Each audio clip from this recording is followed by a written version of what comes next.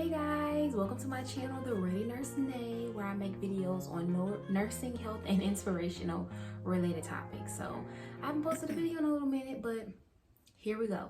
So today's video, I'm going to be talking about my ER clinical nursing rotation. What did I got to do? What skills I got to perform? What did I see? How did that work out for me and everything like that? And then at the end of the video, I'm going to give you a little bit of life update of where I'm at in my nursing school journey, what's going on in my personal life. I'm a senior in nursing school, and your girl, I graduate in like literally only got like 6 months, 8 months max of schooling, and I'll be graduating at the end of this year, and I'm so excited. So I'll give you an update at the end about what's going on with that. Okay, so first things first. Okay, ER nursing clinical rotations.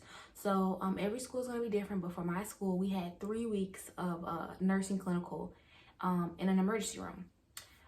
And we went to 2 different hospitals, and both of them were kind of smaller emergency rooms that can take anywhere between, I'm gonna say 15 to 20 patients max. You know, if they had to go a little bit over, they could go a little bit over, but I'm gonna say 10 to 15 rooms for patients, and then they can go a little bit over if they needed to. Well, I mean 15 to 20, and then go over if they needed to. So yeah, let's talk about it. So for it's a small ER that we were at as students for my group. The first hospital that we were at, it was busy. It was an evening clinical. I had evening clinicals from 2:30 to about 11:30 at night. And the first day was busy. First thing I noticed, their charting is different in the emergency room. They have what they call Epic ASAP. So when you're on a regular floor in the hospital, there's a charting. It's very specific. It's very long and drawn out. But in my area, in this hospital in particular, when you're in an emergency room, they use Epic ASAP. So their charting it's much shorter. It's much more like concise, to the point. If the person comes in there with a broken arm, then all you're really charting on is their arm and like their pain and their vital signs and stuff like that. You're not doing a whole full body head to toe assessment that they teach you about in nursing school. So I know that was different. Some different things that I saw at this hospital. There was like everything. A lady gave birth. She had a baby in there. There was one lady that basically came in there dying, and she had to be vented with a chest tube because she had a pneumothorax, which was collapsing her lungs. As students, I got to put in her Foley catheter. Another student got to put in NG tubes. We got to do IVs. We got to assist with all kinds of procedures. They had some psych patients in there, so administering antipsychotic medications to them to maintain them down, and also having that therapeutic communication to kind of like talk them down if they're really like hype. We got to see drug overdoses, a lot of drug overdoses. Yeah, a lot of drug overdoses. Okay, so one thing, I did not realize this, y'all, but do not share vape pens, cigarettes, or like drugs or pills with people, because it could be something different. And I didn't realize that like people can literally put meth in a vape pen, or marijuana. It can be mixed. Meth can be put in there in a vape pen of marijuana. It can even be like kind of like pushed into like a cigarette. So do not borrow vape pens, cigarettes, or drugs, prescription drugs from people, because it could be something totally different. You could be thinking that you're just smoking a strawberry grape pen that you borrowed from your friend, and they have a meth in there, okay, cocaine or something, fentanyl even, and you could die from it. And so one of the overdoses, a patient had borrowed an actual vape pen from her friend, took a sniff of it or whatever, a whiff of it, thinking that it was just a little strawberry vape pen, and they had a meth in there. And so she came in there, her heart was all racing and stuff, and yeah. So I was like, whoa, don't mess with that stuff. Leave it alone. Just get your own so you know what's up in it, okay? Yeah, that was interesting. I'm trying to see some other stuff I saw. At this hospital, it was nice. It was small. They had a very nice like family vibe.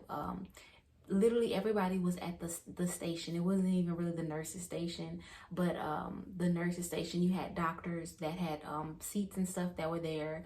You had everybody there, the CNAs, the nurses, the different healthcare professionals were all kind of in that one little unit.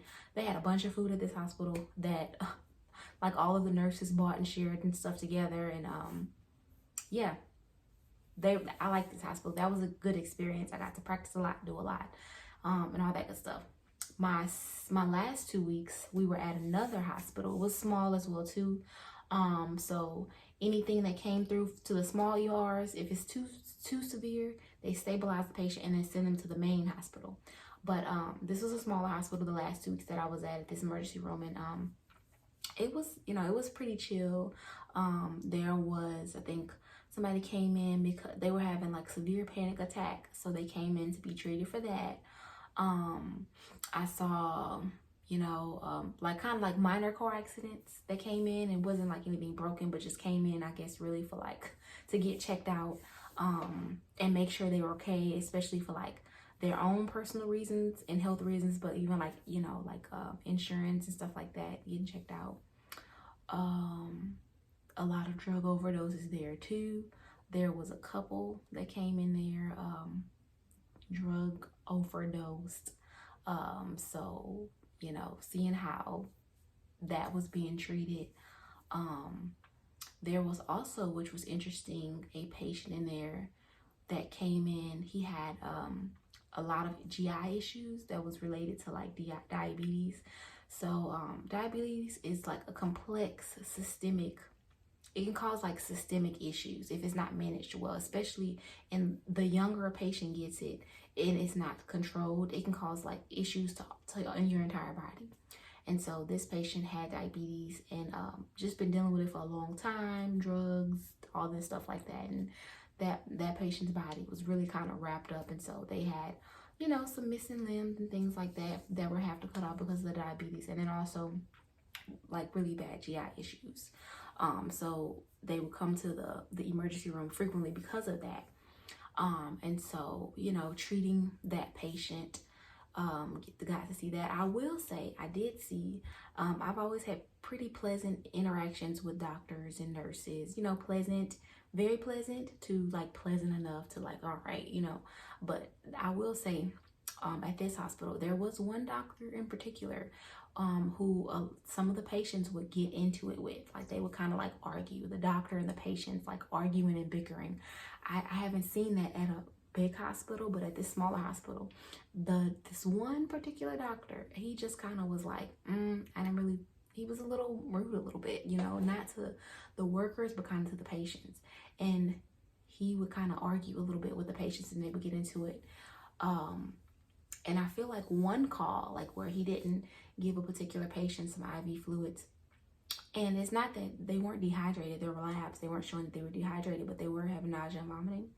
So for them to get IV fluids would be helpful to them. They would probably feel better, but that doctor denied it. It was personal. The patient wouldn't have died without it, but they could have got it. So they could have went home, but the doctor denied it and it was personal. So he was mad that I guess the patient told him something, they were arguing, and so he withheld those fluids.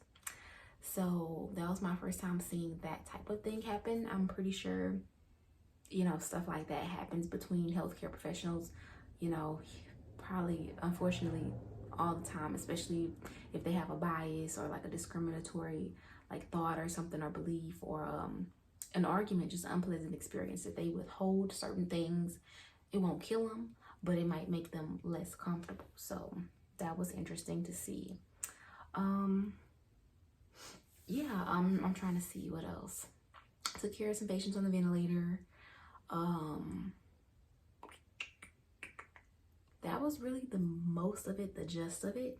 Now I'm gonna kind of give you an update on what's going on with me. I enjoy my experience in the ER. Now I'm going to be going 3 weeks of ICU and then 7 more weeks of med surg. So I'll make videos about those as well. I would say for me, life is stressful and it's not necessarily, my classes are fine and I'm learning new material. But for the most part, for nursing school, everything is building up on each other. So this is just a little bit more detailed stuff that I learned last semester. So this part is fine. But the part that's kind of stressful is like where I'm in the season of life.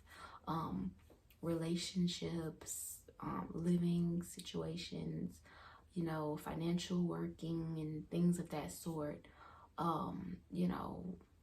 Mixed with just the normal duties of like motherhood and wifehood and domestic duties of taking care of a home and then trying to take care of myself has been stressful, like extremely stressful. So I guess what I'm learning or yeah, encouraging myself is just to, like, I'm only one person and I can only do what I can do. So whether that is, you know, studying and getting assignments done, whether that's doing housework, whether that's cooking or cleaning, you know, I'm only one person. I can only do what I can do. And after that, it just kind of is out of my hand, you know. So giving myself grace to know that it's okay. I can only do what I can do, and that's it. I can reach out for help if people can help, and if they can't, it just may not get done that right then and there. So that, and yeah, I think that's really about it. We did go to Houston to see the Globetrotters this weekend, so I might post some videos of that at the end too, and some pictures. But and we had fun. So, but anyway, like, comment, subscribe, and I will see you guys in the next video. Bye.